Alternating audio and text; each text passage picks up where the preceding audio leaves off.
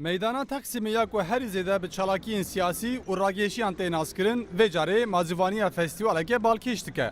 Festîvala Entîkeyan ya ku wê hefteyekî berdewam ke beşteriya dehan entîke firoş û girseyeke merakdaran dest pê kir.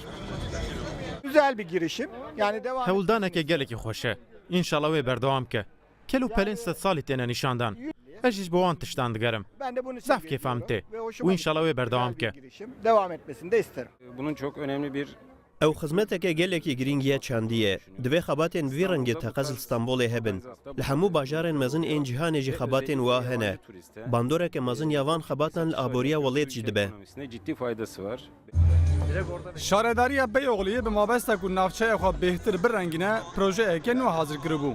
Li gorî vê jî wê bi dirêjahiya pêncî rojan festîvalên cihê bêne organîze kirin. Di vê çerçeveyê de festîvala yekem jî ya Entîkayan e. Di festîvalê de bi hezaran perçe entîkeyên ku ji çaraliyên cîhanê hatine berhevkirin têne nîşandan û firotin. Şimdi bunları 2-3 Em van entîkeyan biriyên cihê berhev dikin. Ji bazarên entîkeyan, ji malên ku têne belavkirin û ji muzeyedeyên navdewletî. Di rojin pêva ku herî zêde tê guhê min ev e. Herkes dibe axmeqî me tevan nezanî. biz bunların değerini bilemedik.